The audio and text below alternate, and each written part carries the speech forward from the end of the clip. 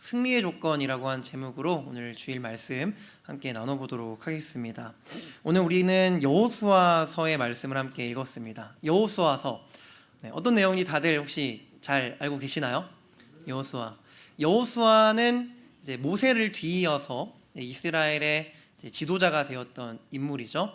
신명기의 마지막 장을 끝으로 이제 이 모세는 죽게 되고 여호수아가 모세의 이제 과업을 이어받아서 이스라엘 백성들을 이끌고 가나안 땅을 정복하게 되는 이 전복 전쟁의 대장이 되게 됩니다.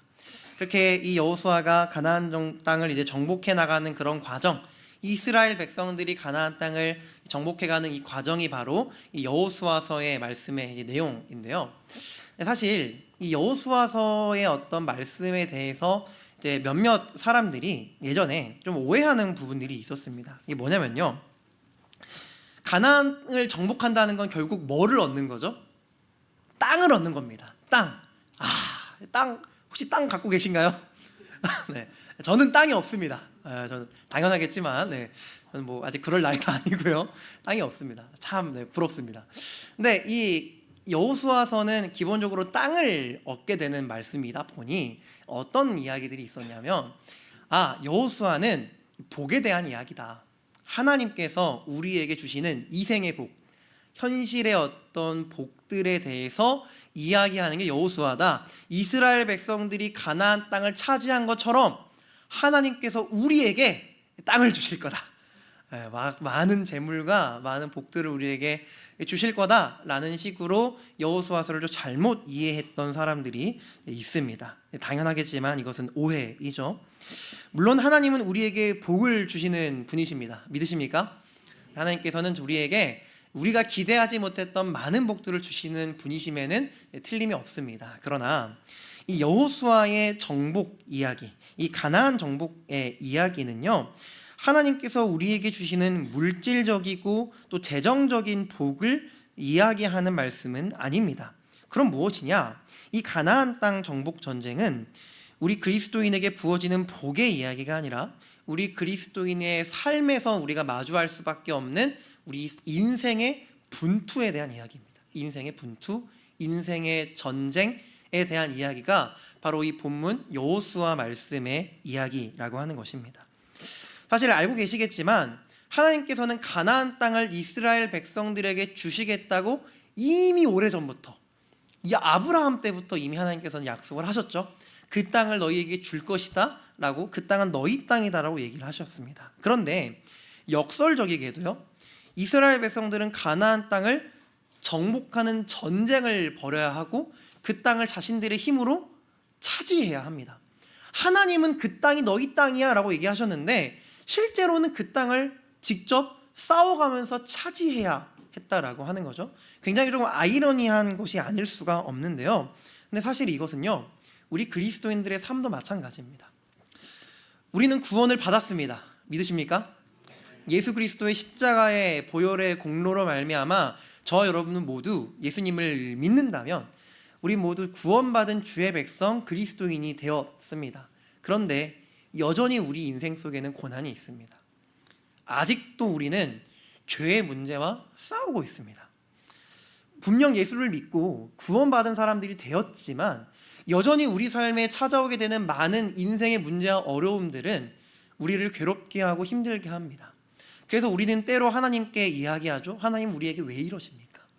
하나님, 나에게 왜 이러십니까? 왜 나는 여전히 예수를 믿었음에도 이런 고민과 갈등들을 경험하며 살아가야 하나요?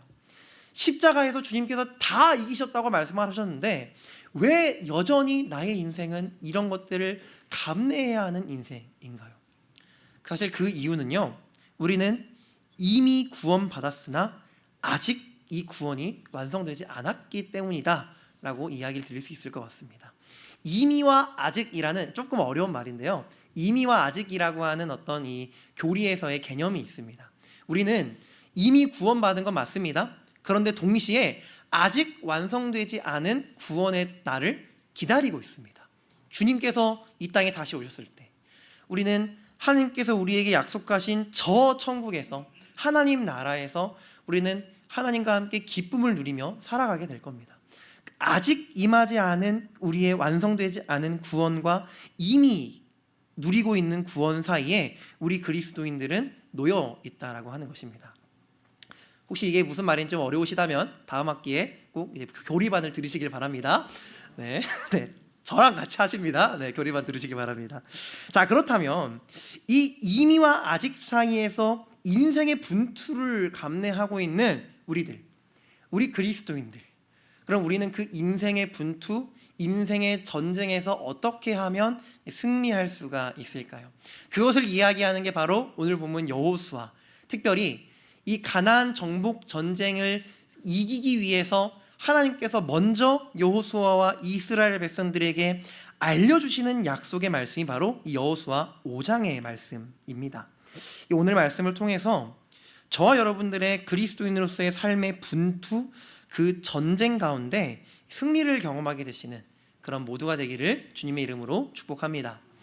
함께 오늘 본문 1절의 말씀을 읽어보도록 하겠습니다. 본문 1절의 말씀인데요, 혹시 성경 펼쳐고 계신다면 덮지 말아주시고요, 오늘 5장 전체를 같이 보려고 합니다. 5장 1절 말씀부터 함께 읽어보도록 하겠습니다. 읽겠습니다.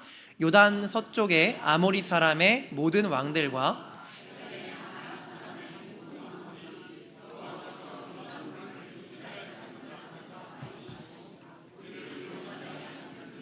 마음이 녹았고 이스라엘 자손들 때문에 정신을 잃었더라. 아멘. 이 여호수아 5장 말씀은요, 이 5장 1절 말씀은 5장 말씀 전체의 어떤 배경에 대해서 설명을 합니다. 자, 지금 이 시점이 언제냐? 성경 읽을 때는 우리가 배경을 좀 잘 이해하는 게 필요하거든요. 이 시점이 언제냐면 이스라엘 백성들이 이제 가나안 땅에 들어가기 전에 요단강 아시죠? 요단강. 이 요단강을 도하했습니다. 건넌 거죠. 요단강을 건넜습니다. 그런데 이 요단강을 건널 때 이스라엘 백성들이 요단강을 어떻게 건넜는지 혹시 아시나요? 어떻게 건넜죠? 네, 어떻게 배를 띄워서 건넜나요? 네, 아니죠. 어떻게 건넜죠? 네, 걸어서 건넜습니다. 그러니까 홍해를 하나님께서 가르시고 그 홍해를 마른 땅으로 백성들이 건넜던 것처럼 이스라엘 백성들은 요단강도 마른 땅으로 건너가게 됩니다. 그 얘기 방금 1절 말씀에 있었거든요. 그런데 중요한 게 뭐냐면요, 이 이스라엘 백성들이 요단강을 마른 땅으로 건넜다라는 얘기를 누군가가 듣습니다. 그게 누구냐? 가나안 땅 사람들입니다. 가나안 땅에 있는 이방 민족들, 이스라엘 백성들이 정복해야 할 대상들이었죠. 근데 그 사람들이 이스라엘 백성들이 요단강을 마른 땅으로 건넜다라는 이야기를 듣고 나서 그들이 어떻게 됐다라고 본문에서 얘기하냐면 1절을 보니까 그들이 마음이 녹았고 그리고 정신을 잃었다라고 이야기합니다. 마음이 녹았고 정신을 잃었다. 여기서 마음이 녹았다라고 하는 말은요, 우리가 흔히 낙심하다라는 말 아시죠? 낙심했다, 이 말입니다. 낙심했다. 그러니까 이스라엘 백성들이 요단강을 건넌 이야기를 듣고 이 가나안 땅 사람들이 마음이 녹아버린 거예요. 낙심해버린 거예요. 아, 큰일 났다. 큰일 났다. 근데 왜 이렇게 이 사람들이 반응을 하고 있었냐? 사실 이 가나안 땅 사람들은요, 이스라엘 백성들을 이미 두려워하고 있었거든요. 이미. 사실 혹시 기억하신지 모르겠지만 여호수아 2장 9절에서 10절 말씀을 보면 이런 말씀이 등장을 합니다. 9절 말씀을 보면은 2장이거든요. 말하되 여호와께서 이 땅을 너희에게 주신 줄을 내가 아노라. 우리가 너희를 심히 두려워하고 이 땅 주민들이 다 너희 앞에서 간담이 녹나니. 방금 말씀에서 읽었던 마음이 녹았다라는 말과 똑같은 말입니다. 누가 한 말인지 혹시 아시나요? 이거? 네, 기생 라합이 한 말입니다. 이 여리고성을 정탐하러 왔던 정탐꾼들에게 라합이 한 말입니다. 이미 가나안 땅 사람들은 너희들 때문에 마음이 간담이 녹은 상태였어. 근데 그 이유가 뭐냐? 10절을 보니까 이는 너희가 애굽에서 나올 때에 여호와께서 너희 앞에서 홍해물을 마르게 하신 일. 오늘 말씀과 비슷하죠? 이미 홍해물을 마르게 하시고 그 땅을 건너게 하신 하나님 때문에 가나안 땅 사람들은 이스라엘 백성들을 두려워하고 있었는데, 가장 가까이에 있는 요단강을 마르게 하시고 그 땅을 건너오게 하니까 이 가나안 땅 사람들 마음이 무너지지 않고는 못 베기는 상태가 된 거죠. 두려워하고 걱정하고 큰일 났다라고 하는 그런 마음을 가지고 있었던 겁니다. 얼마나 두려웠으면 정신을 잃었다라고 그렇게 얘기를 하고 있을 정도이죠. 자, 이제 무대가 갖춰졌습니다. 무엇이냐? 사실 우리가 전쟁에서, 싸움에서 굉장히 중요한 요소가 있습니다. 기세입니다. 기세. 월드컵이 끝이 났죠. 저는 개인적으로 아르헨티나가 우승할 거라고 생각했는데, 왜냐하면 메시가 너무 잘하는 거예요. 이길 수는 없을 것 같았는데, 근데 너무 혼자서 다 잘해가지고 기세가 있다, 아르헨티나가 기세를 잡았다, 이기겠다 했는데 지더라고요. 네, 뭐 어쨌든 전쟁과 싸움에서는요, 기세가 중요합니다. 축구도 그렇잖아요. 한번 골을 넣어서 이 기세를 잡으면 분위기를 막 몰아치면서 더욱더 공격적으로 할 수가 있죠. 승리에 가까워지게 되는 거고요. 전쟁과 싸움에서는 기세가 굉장히 중요합니다. 그런데 지금 이 본문의 1절에서 우리가 확인할 수 있는 건 이 가나안 정복 전쟁의 기세가 누구에게 있습니까? 이스라엘에게 있습니다. 이미 가나안 사람들은 두려워하고 있어요. 이미 가나안 사람들은 겁을 먹었어요. 이스라엘 백성들이 공격적으로 치고 나가기만 하면은 되는 상황인 거죠. 그런데 하나님이 그 일을 막으십니다. 현실적으로 충분히 이길 수 있는 기세를 잡은 상황인데 하나님이 그것을 막으세요. 멈춰 서서 다른 성들을 점령하게 하지 않으시고 이해되지 않은 행동을 하라고 시키십니다. 그것이 본문 2절의 말씀인데요. 우리 본문 2절의 말씀을 함께 읽어보도록 하겠습니다. 그때에 여호와께서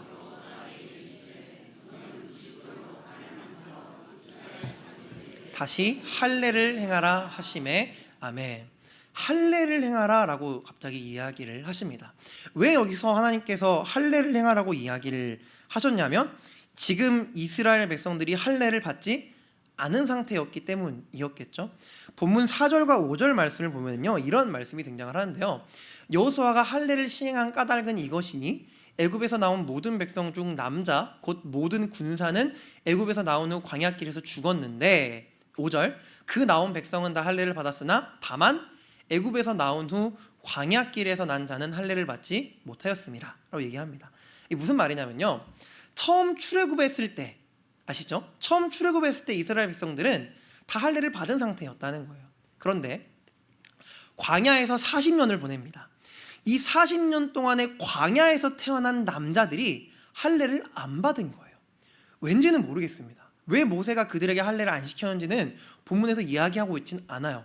그런데 확실한 것은 무엇입니까? 지금 이스라엘 출애굽 2세대들이죠. 광야에서 태어난 사람들 2세대라고 부르는데 이 2세대들이 할례를 받았다 안 받았다? 안 받았다라고 하는 겁니다. 그런데 이 할례라고 하는 것이 뭐죠?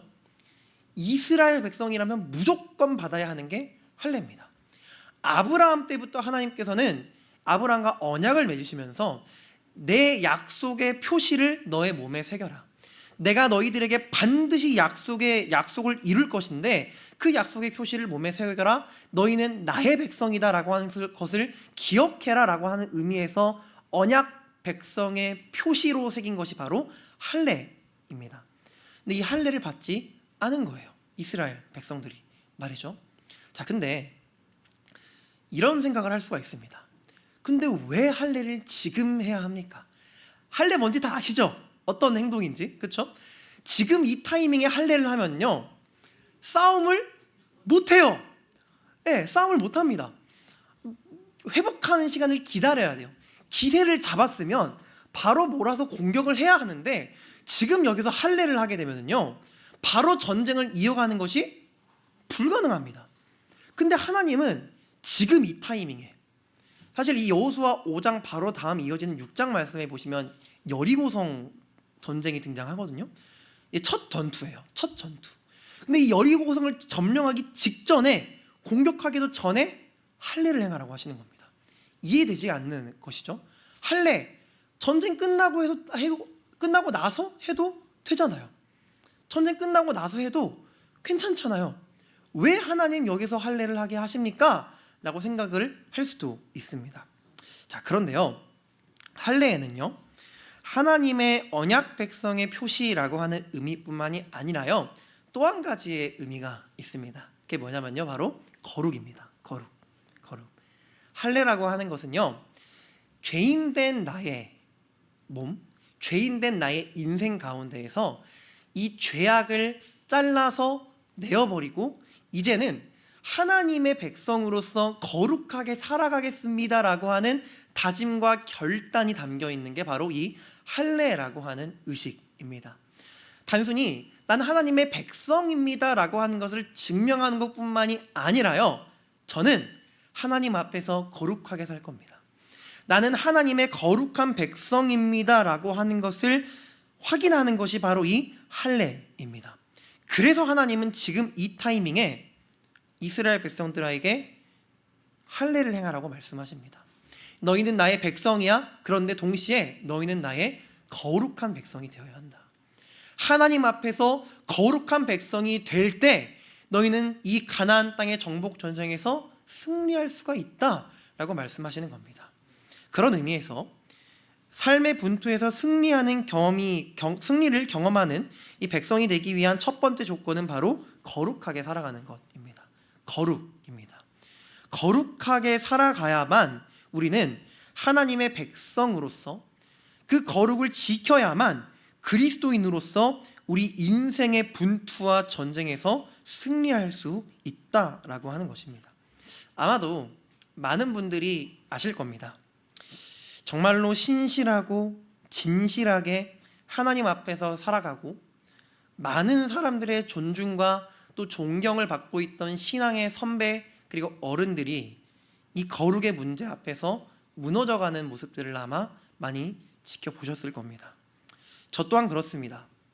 저도 목회자로서 선배 목회자분들 가운데 이런 거룩의 문제 앞에 무너져가는 사람들을 바라볼 때에 정말 마음이 아프고 안타깝기도 합니다.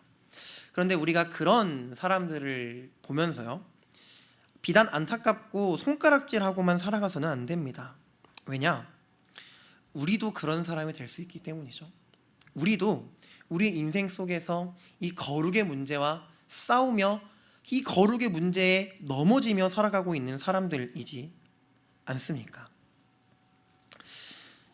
우리가 보통 이렇게 식당이나 카페 같은 데 많이 가시잖아요. 네, 그러면 그런 분들이 계십니다. 이렇게 특히 낮에요. 평일 낮에 대형 카페 같은 데 갔는데 이게 좀 이렇게 좀 아주머니 분들 몇 분 모여 계신다? 열의 여덟은 교회 다니시는 분들이거든요. 열의 여덟은. 그런데 이렇게 가가지고 딱 근처에 앉아서 가만히 이렇게 커피 한 잔 마시다가 귀를 살짝 기울여 보면은 맞아요. 서로 부를 때 권사님 하면서 부르시고 이렇게 얘기를 하신단 말이죠. 그러면은 교회 다니시는 분들이니까 뭐구나 이렇게 하고 듣고 있는데 갑자기 그분들이 이런 얘기를 하는 거예요. 뒷담을 하는 거죠. 우리 교회 어떤 성도가 하면서 막 이렇게 뒷담을 하는 겁니다. 그러면 근데 좀 뒷담하다가 보니까 또 어느새 이번에 다른 사람을 막 까고 있는 거예요. 얘 이래서 안 된다고, 저래서 안 된다고. 그러다 갑자기 또 예수님의 은혜의 얘기를 하고. 이게 뭔가요? 이게 뭔가요? 근데 사실 당장 저 어제 저녁 밥 먹을 때도 그런 사람들 봤거든요. 식사 자리에서 옆에서 어떤 두 분이 이렇게 교회 얘기하면서 뭐가 제대로 된 믿음이냐 이런 얘기 하는데 테이블에 소주가 3병이 있었고요. 네, 중간에 나가시는 거예요. 앞에 안 보이세요. 그래서 식사 다 하셨나 하고 밖에 봤더니 이렇게 하고 계시더라고요. 네, 이게 뭔가요? 이게 뭔가요? 예수를 믿는다라고 얘기하면서 우리는 이 거룩의 문제와 항상 부딪힙니다. 사람들끼리 모여 있을 때, 우리 교회의 울타리 안에 있을 때는 정말 거룩해요. 보여지기에 정말 멋있고 좋고, 누군가는 집사님으로, 권사님으로, 장로님으로, 목사님으로 여러 가지 거룩한 모습들이 보이죠. 그런데 왜 그런 자리에만 가면은 뒷담을 하고 거룩과 멀어져 있는 행동을 하고 할까요? 사실 그런 것뿐만이 아닙니다. 저도 그렇고 이 자리 가운데 계신 모든 분들이 다 그러실 테지만요, 죄는요 짓던 죄 똑같이 짓습니다. 갑자기 다른 죄를 짓는 경우는 많지 않아요. 내가 짓는 죄 매일 똑같이 매주 반복해서 짓고요, 오늘 하나님 앞에 나와서 회개해도 그 죄 조금 시간 지나면 또 똑같이 짓고 있습니다. 그게 우리입니다. 그게 우리예요. 비슷한 환경, 내가 죄를 짓기 참 좋은 그런 환경이 나오면, 나랑 편한 사람들끼리 모여 있으면, 그런 상황만 되면은 똑같이 그 죄가 우리 안에서 스물스물 기어 나옵니다. 그렇게 우리는 하나님 앞에서 또다시 죄를 짓게 되는 것이죠. 사랑하는 성도 여러분, 하나님께서는요, 거룩한 자들을 사용하시고 하나님 앞에 자신의 인생을 구별하는 자들을 들어서 사용하신다는 사실을 기억하시기를 소망합니다. 하나님께 쓰임을 받다가도 거룩의 문제 때문에 넘어져서 하나님께로부터 쓰임받지 못하는 이들이 분명히 존재합니다. 하나님의 백성으로서 인생의 승리를 경험하고 싶으십니까? 그리스도인으로서 우리의 삶의 분투 가운데서 승리를 경험하고 싶으십니까? 먼저 저와 여러분들의 삶의 거룩을 돌아보시기를 축복합니다. 거룩하고 구별된 인생을 살아가기 위해서 부단히 애를 쓰고 우리는 노력해야 합니다. 가능하시다면요, 그 죄를 짓게 한 그 자리를 피하십시오. 나랑 편한 사람들끼리 모여있을 때 죄를 짓기가 쉬우십니까? 그 자리를 줄여가십시오. 내가 혼자 있을 때 죄를 많이 지십니까? 최대한 밖으로 싸돌아다니십시오. 그렇게라도 해야 이 죄의 문제에서 우리가 어떻게라도 벗어날 수가 있습니다. 그만큼 우리는 이 죄의 문제를 심각하고 두려운 마음으로 받아들여야 한다라고 하는 겁니다. 물론 우리가 이 땅에서 이 거룩의 완성을 이뤄내는 것은 불가능합니다. 주님께서 다시 오시는 그날이 되지 않으면 우리 힘으로는 할 수가 없습니다. 그러나 한 가지 분명한 것은요, 성령께서, 예수 그리스도를 믿는 저와 여러분들 안에 내주하시는 성령께서 우리를 도와주실 때 우리는 이 거룩을 향해 한 걸음 한 걸음 다가갈 수 있는 이 성화의 과정을 감당해낼 수 있다라고 하는 것입니다. 바라옵기는 이 말씀을 기억하시며 하나님의 백성으로서 삶에서 승리를 경험하는, 거룩으로 말미암은 승리를 경험하는 모두가 되기를 주님의 이름으로 축복합니다. 자, 할례를 이스라엘 백성들이 행했습니다. 이제 할례를 행했으니 이제 여리고로 딱 쳐들어가면 될 것 같은데 하나님은 한 번 더 이스라엘 백성들을 이제 막으시게 됩니다. 또 한 가지를 여호수아에게 명령하시는데요, 오늘 본문 10절의 말씀을 함께 읽어보도록 하겠습니다. 10절입니다. 시작. 또 이스라엘 자손들이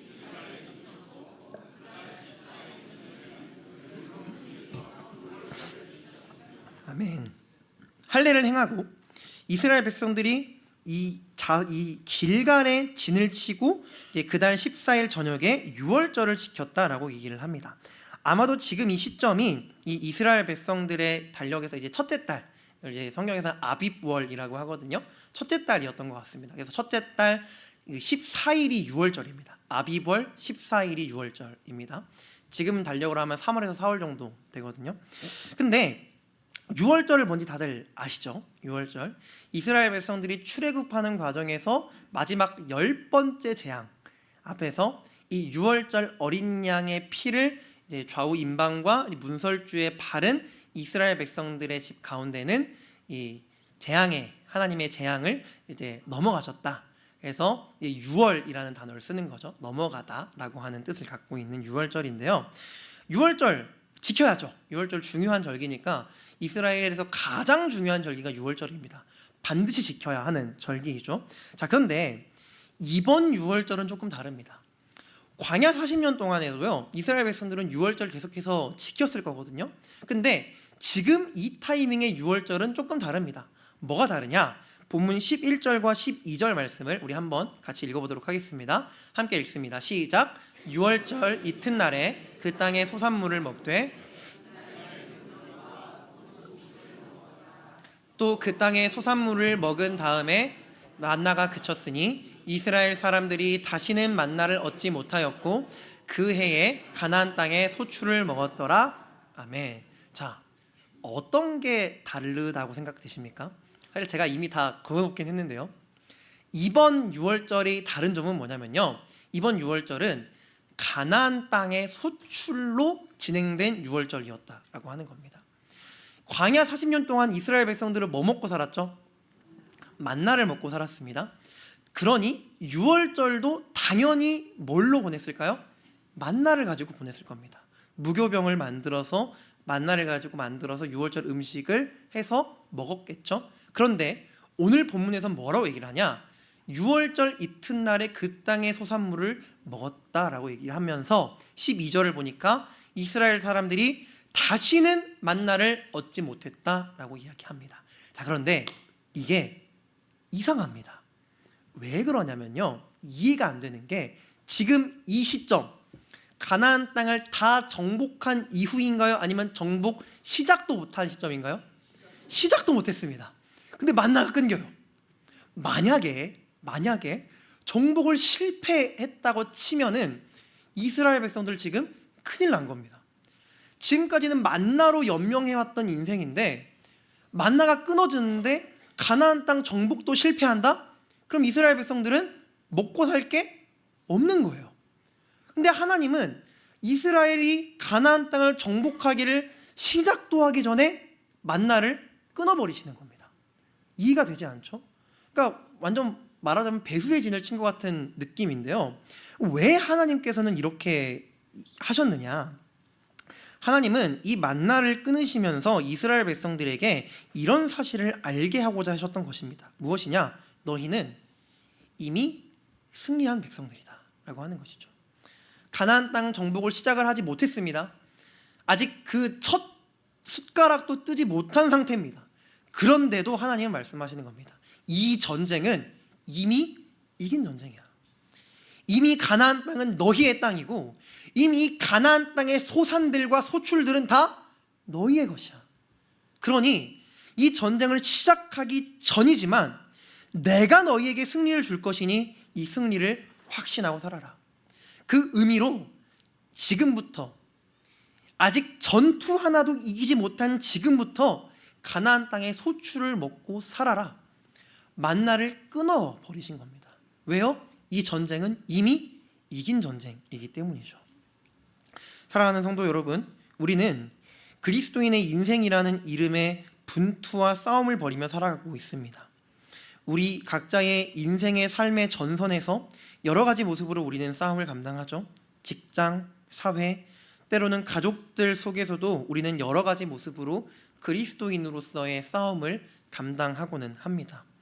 그런데 때로 도저히 내가 이길 수 없을 것 같은 상황이 우리 앞에 찾아오기도 합니다.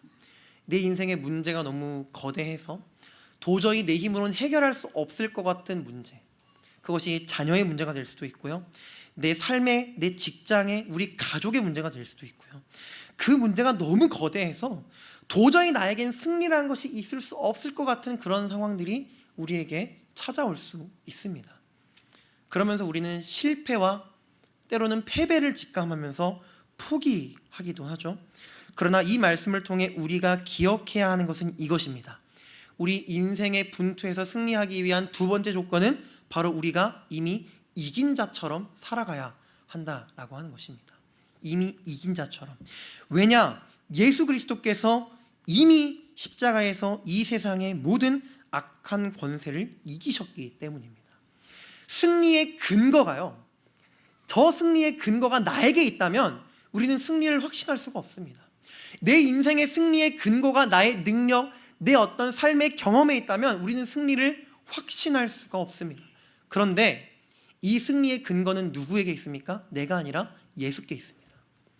이미 십자가에서 이기신 주님께 나의 인생의 싸움의 근거가 그분께 있기 때문에 우리는 이 승리를 미리 이미 확신하고 살아갈 수 있게 된다라고 하는 것입니다. 확신을 갖고 살아가야 합니다. 질 것 같으십니까? 패배할 것 같으십니까? 답이 안 보이십니까? 도저히 내 인생에 무언가 뚫어낼 수 있는 어떤 것도 있지 않다고 그렇게 좌절하고 또 낭만하고 계십니까? 아닙니다. 우리는 이미 이겼습니다. 우리는 이미 승리했습니다. 예수께서 십자가에서 이기셨기 때문에 저와 여러분 모두 우리의 인생의 싸움에서 이미 이긴 자라는 사실을 기억하시기를 축복합니다. 바로 얻기는 이미 이긴 자처럼 살고 이미 이긴 자처럼 행동하고 이미 이긴 자처럼 담대하게 우리의 인생의 문제를 대하시는 은혜가 저와 여러분 모두에게 있기를 간절히 소망합니다. 그때 우리는 이긴 자로서 승리를 경험하며 살아갈 수 있게 될 것입니다. 이것을 확신하는 저와 여러분이 되기를 주님의 이름으로 축복합니다. 삶의 분투에서 승리하기 위한 조건 첫 번째는 거룩이었고요.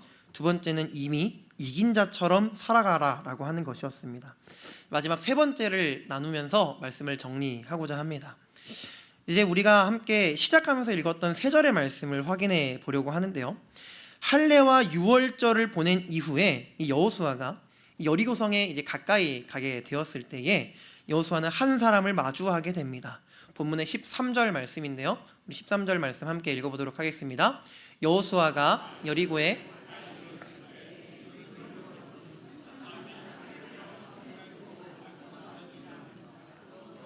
나가서 그에게 묻되 너는 우리를 위하느냐 우리의 적들을 위하느냐 하니 아멘.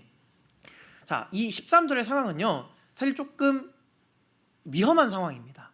왜냐하면 여호수아가 마주한 사람이요 지금 칼을 들고 있는데 이 칼을 칼집에서 빼고 손에 들고 있는 겁니다.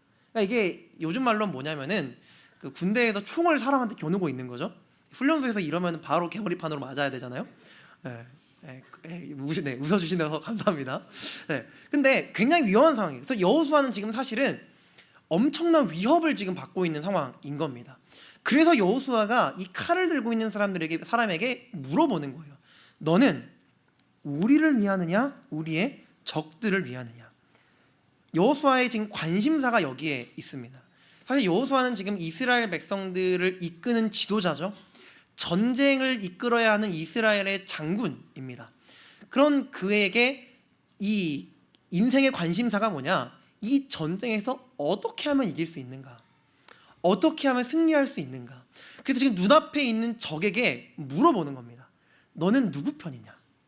아마도 이 눈앞에 있는 사람이 좀 특별한 사람이라는 것을 여호수아가 어느 정도 알고 있었을 것이기도 하겠죠. 자, 그런데 이 여호수아의 질문에 대해서 이 여호수아 앞에 있던 사람이 뭐라고 답을 하느냐? 본문 14절 말씀을 보니까 이렇게 얘기를 하는데요. 함께 읽어볼까요? 그가 이르되 아니라 나는 여호와의 군대 대장으로 지금 왔느니라 하는지라. 여호수아가 얼굴을 땅에 대고 엎드려 절하고 그에게 이르되 내 주여 종에게 무슨 말씀을 하려 하시나이까. 자, 이 사람은 여호와의 군대 대장이라고 자신을 소개합니다. 그런데요 대답이 조금 이상합니다. 아니라 라고 대답을 하죠. 왜 이상하냐면요 질문과 대답이 매칭이 안 됩니다. 여호수아는 뭐라고 질문을 했죠? 너는 우리를 위하느냐 우리의 적들을 위하느냐라고 물어봤습니다. 그러니까 내 편이야 아니면 쟤들 편이야 라고 물어본 거죠. 근데 원래대로라면 이 질문의 정확한 답변은 뭐죠? 나는 너의 편이야 혹은 아니 난 너의 적이야 라고 대답을 하는 게 맞잖아요. 근데 지금 이 여호와의 군대 대장은 뭐라고 대답을 하죠? 아니라 라고 말합니다. 아니라. 이게 무슨 말이냐면요 여호수아의 질문 자체가 잘못됐다는 겁니다. 지금 여호수아 앞에 있는 사람이 누굽니까? 하나님입니다. 하나님의 군대 대장이에요. 여호와의 군대 대장이에요. 근데 이 여호와의 군대 대장에게 여호수아는 이런 질문을 한 겁니다. 내 편에 서주세요. 하나님, 제 편에 서주십시오. 내 인생의 전쟁 가운데에서 이 가나안 땅을 정복해야 되는 이 전쟁 앞에서 하나님이 내 편에 서시면 내가 승리할 수 있습니다. 하나님이 제 편에 되어주시면 제가 이길 수가 있습니다 라고 여호수아가 요청한 거예요. 그렇죠? 우리도 마찬가지입니다. 우리 인생의 문제 앞에서 우리는 하나님께 기도합니다. 하나님 나를 도와주세요. 하나님 나와 함께 해주세요. 하나님 좀 내 편이 되어주셔서 내가 내 인생의 문제 앞에서 승리를 경험할 수 있도록 하나님 나를 도와주세요 라고 우리도 여호수아처럼 하나님께 이야기합니다. 근데 하나님이 뭐라고 대답하십니까? 아니라 라고 말하십니다. 그 질문, 그 요청 자체가 잘못됐다는 겁니다. 왜요? 하나님이 나의 편이 되는 게 중요한 게 아니고요 내가 하나님 편에 서는 게 중요한 겁니다. 우리는 많은 경우에 하나님이 내 편에 서주시기를 원해요. 내가 바라는 내 삶의 문제를 해결해 주기 위해서 하나님 제 편에 서서 나의 등 뒤에서 나를 좀 도와주셔서 내가 이길 수 있게 해주세요 라고 하나님께 요청합니다. 근데 하나님은 여호수아에게 그 질문 자체, 그 요청 자체가 잘못됐다고 얘기하시는 겁니다. 왜? 하나님이 우리 편에 서는 게 아니라 내가 하나님 편에 서는 게 중요하기 때문입니다. 우리 인생의 분투에서 승리하기 위한 세 번째 조건이 바로 이것입니다. 내가 하나님 편에 서는 겁니다. 내가 하나님 편에 서는 거. 우리는 내가 하나님 편에 서지 않고 하나님을 자꾸 내 편으로 만들려고 합니다. 하나님께 자꾸 내 편이 되어달라고 요청합니다. 나를 그렇게 도와달라고. 근데 그러다가 하나님이 안 도와주시잖아요. 하나님께 불평을 하고 불만을 토로합니다. 하나님 왜 날 도와주지 않으시냐고. 하나님 왜 나의 삶 속에 역사하지 않으시냐고. 왜 내가 바라고 주님께 기도했던 이것을 하나님 안 들어주시냐고. 그렇게 하나님께 불평하죠. 하나님을 내 편으로 만들려고 하면서 하나님이 내 편 안 들어준다고 하나님께 불평합니다. 정작 나는 하나님 편에 서기를 바라지도 않고 있으면서 말이죠. 하나님께서는 여호와의 군대 대장이라고 자신을 소개합니다. 여호수아의 앞에 있는 것은 여호와의 군대 대장, 하나님의 군대 대장이에요. 이것이 무슨 말이냐면요, 지금 이 가나안 정복 전쟁은 누구의 전쟁인 겁니까? 이스라엘의 전쟁이 아니라 하나님의 전쟁인 겁니다. 우리 인생의 전쟁도 마찬가지입니다. 나의 인생은요, 내 인생이 아니고요, 하나님의 인생이에요. 하나님의 손에 있는 인생이고, 내 인생에서 경험하는 모든 나의 삶의 분투는 다 하나님의 분투, 하나님의 전쟁입니다. 그런데 우리는 하나님의 전쟁에서 이기기 위해 하나님을 내 편으로 만들려고 하는 겁니다. 내가 하나님 편에 서서 하나님과 함께하면서 이 싸움을 이겨내야 하는데 하나님을 내 편으로 만들려고 하는 것이죠. 그러니 사랑하는 성도 여러분, 하나님의 편에 서는 은혜가 있기를 소망합니다. 하나님을 자꾸 내 편으로 만들려고 하지 말아야 합니다. 하나님 이것 좀 해주세요. 하나님 내 이 기도 좀 들어주세요. 내 편에 좀 서서 내가 바라는 것 좀 이뤄주세요. 물론 그렇게 해도 되죠. 그렇게 기도해도 됩니다. 그런데 하나님이 바라시는 무언가를 하나님께서는 우리에게 이루어주시는 분이시잖아요. 하나님의 편에 서 있는 삶의 자세가 우리에게 중요하다라고 하는 겁니다. 근데 그러면 하나님의 편에 선다는 게 뭘까요? 어떻게 하는 게 하나님의 편에 서 있는 것이 되는 걸까요? 이것을 잘 보여주는 말씀이 오늘 본문 마지막 절인 15절의 말씀인데요. 우리 15절의 말씀 한 목소리로 읽어보도록 하겠습니다. 여호와의 군대 대장이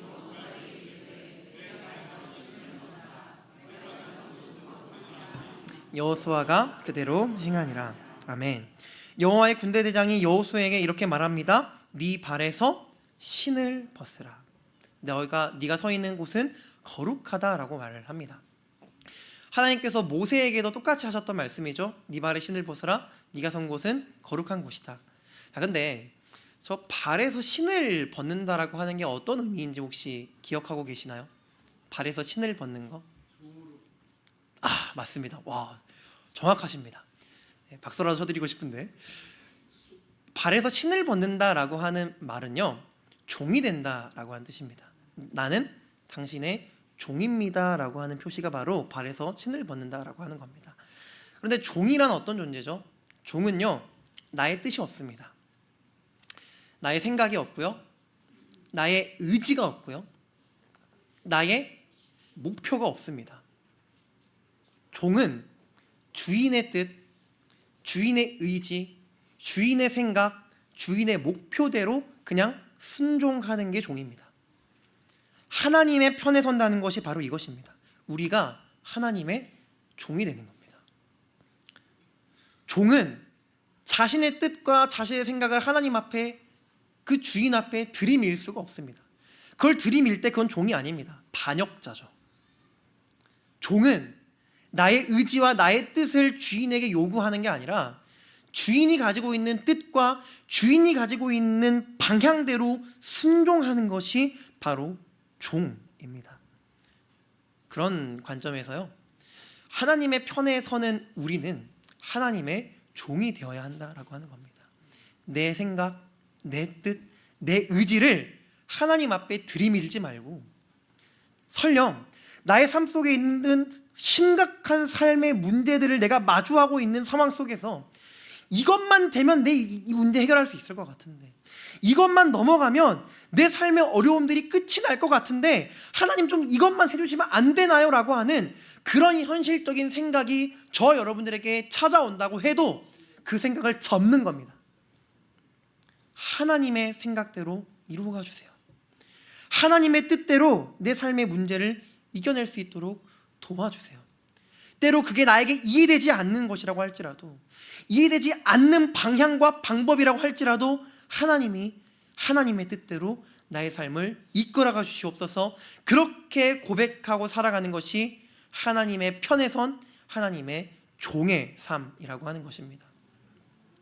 재미있는 것은요, 이 말씀이 끝난 직후에 등장하는 말씀이 여호수아 6절 여리고성 정복입니다. 근데 이 여리고성 정복 어떻게 진행하죠? 싸웠나요? 아닙니다. 하나님께서 말씀하신 이해되지 않는 명령, 이 여리고성을 매일 한 바퀴씩 돌아라, 마지막 날에는 7번 돌아라. 싸워야 되는데 이해할 수 없는 그런 명령에 여호수아와 이스라엘 백성들은 이해되지 않아도 그냥 종으로서 순종합니다. 그때 어떻게 되었죠? 난공불락의 여리고성이 그들 앞에서 무너지게 되는 놀라운 승리를 그들은 경험하게 됩니다. 사랑하는 성도 여러분, 이해되지 않아도, 납득이 가지 않아도 하나님의 편에 서서 순종할 때 우리는 우리의 눈앞에 있는 우리의 삶의 거대한 문제들, 여리고성 같은 삶의 모든 어려움들이 무너지게 되는 은혜의 역사를 경험하게 될 것입니다. 사랑하는 성도 여러분, 어떤 삶의 어려움이, 어떤 문제가, 어떤 전투와 분투가 저 여러분의 삶 가운데 있습니까? 어떤 대적이 여러분들로 하여금 나는 도저히 이길 수 없다고, 내 앞에는 패배뿐이라고 그렇게 좌절하게 만들고 있습니까? 오늘의 이 말씀을 기억하시기를 소망합니다. 거룩하게 하나님 앞에 서 있는 자로서, 이미 이긴 자라는 확신을 가지고 살아가는 사람으로서, 그리고 하나님의 편에 서서 하나님의 종이라는 생각을 가지고 살아감으로 말미암아 우리 인생의 분투, 인생의 전쟁 가운데 승리를 경험하는 저 여러분이 되기를 예수 그리스도의 이름으로 축복합니다. 함께 찬양하도록 하겠습니다. 이 자리 가운데 모인 우리 모두가 주의 은혜 가운데에서 오늘 들은 말씀을 기억하며 하나님 앞에 승리를 경험하게 되는 그런 믿음이 더욱 굳세지기를 소망합니다. 찬양하겠습니다. 여기에 모인 우리,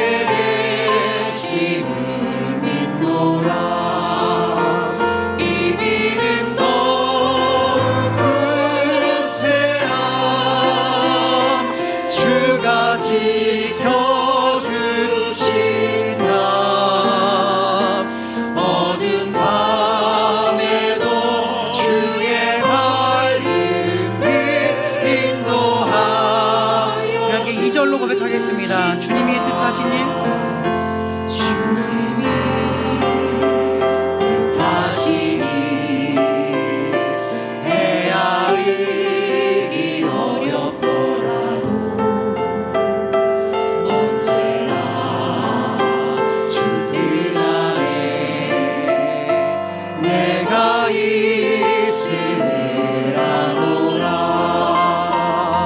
사랑의 말씀들이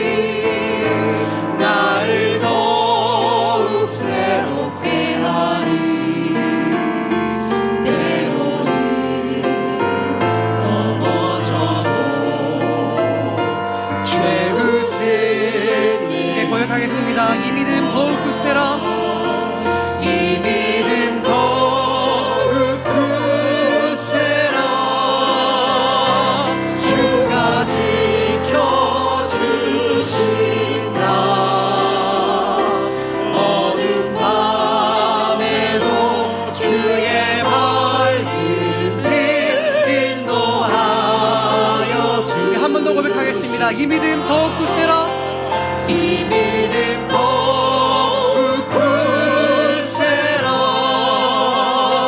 주가 지켜주신다. 어두운 밤에도 주의 밝은 빛 인도하여 주신다. 사랑하는 성도 여러분, 이 믿음이 저와 여러분 가운데 더욱 굳세어 가기를 소망합니다. 우리 삶에 어떤 분투가 있습니까? 어떤 싸움이 저와 여러분들 앞에 놓여 있습니까? 도저히 이길 수 없을 것 같은 그 인생, 우리 그리스도인의 삶의 싸움이 어떤 것이 놓여 있습니까? 그러나 믿으시길 바랍니다. 우리가 주님 앞에 거룩하게 살아가기 위해서 성령을 의지할 때 이미 이긴 전쟁을 살아간다라고 하는 것을 확신하고 있을 때, 그리고 내가 하나님 편에 서서 하나님의 종으로서 살아갈 때에 하나님이 우리의 인생의 싸움, 인생의 분투를 승리할 수 있도록 우리를 도우실 것입니다. 이것을 믿음으로 나아가는 저와 여러분이 되기를 소망합니다. 이 믿음을 더욱 굳세게 우리가 가질 때에 주께서 우리를 지켜주시고, 때로 우리 삶 가운데 어두운 밤이 찾아온다 할지라도 주님의 밝은 빛으로 우리를 인도하여 주실 것입니다. 그런 이 시간 함께 우리 기도하며 나갈 때에 주님 앞에 거룩하게 하여 주시옵소서. 이미 이긴 싸움을 살아가게 하여 주시옵소서. 하나님의 편에 서서 주님의 싸움을 감당해내는 우리 모두 될 수 있도록 주께서 은혜 베풀어 주시옵소서라고 우리 시간 간절한 마음으로 주님의 이름 한번 부르짖고 기도하며 나가도록 하겠습니다. 주여,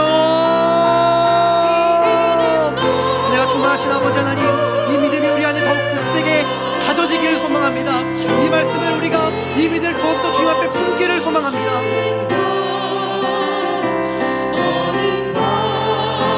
주님 앞에서 항상 거룩한 삶을 살아가기를 소망합니다. 하나님께서 들어 사용하신 주님의 종으로서 하나님의 백성다운 거룩을 유지하며 그렇게 살아갈 수 있는 모든 될 수 있도록 주여 도와주시옵소서. 하나님 아버지, 어떤 문제가, 어떤 삶의 어려움이 우리를 패배감이 들게 합니까?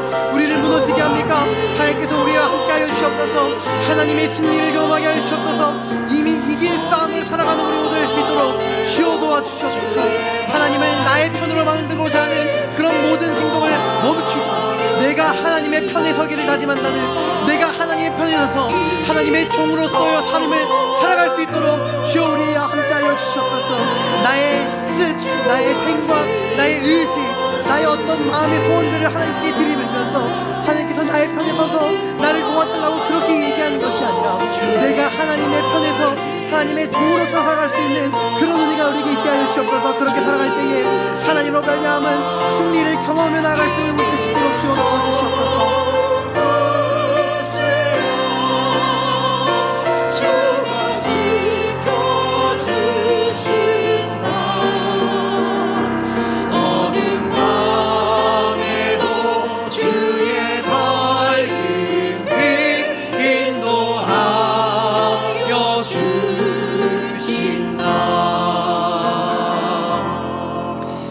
충만하신 아버지 하나님, 어떤 삶의 문제와 어려움이, 또 어떤 두려운 싸움이 우리 앞에 놓여져 있습니까? 우리를 패배감이 들게 만들고 우리를 넘어지고 무너지게 만드는 어떤 우리 인생의 싸움이 우리 앞에 놓여 있습니까? 주여, 이 말씀을 통하여서 우리의 믿음이 더욱 굳건해지기를 소망합니다. 거룩한 주의 백성으로서 하나님이 사용하시는 종으로 살아가게 하옵소서. 인생의 문제 앞에서 패배감을 생각하는 것이 아니라 이미 이긴 자로서의 싸움을 감내할 수 있게 하여 주시옵소서. 그리고 하나님을 내 편으로 만들려는 것이 아니라 내가 하나님의 편에 서서 하나님의 종으로 살아가게 하옵소서. 그렇게 이 믿음을 가지고 살아갈 때에 저 여리고성이 이해되지 아니하는 하나님의 말씀 앞에서 그 말씀에 순종함으로 말미암아 무너져 내린 것처럼 우리 인생의 모든 문제, 모든 어려움, 모든 싸움도 여리고성과 같이 우리 앞에서 무너져 내리는 승리의 역사를 경험하게 하여 주시옵소서.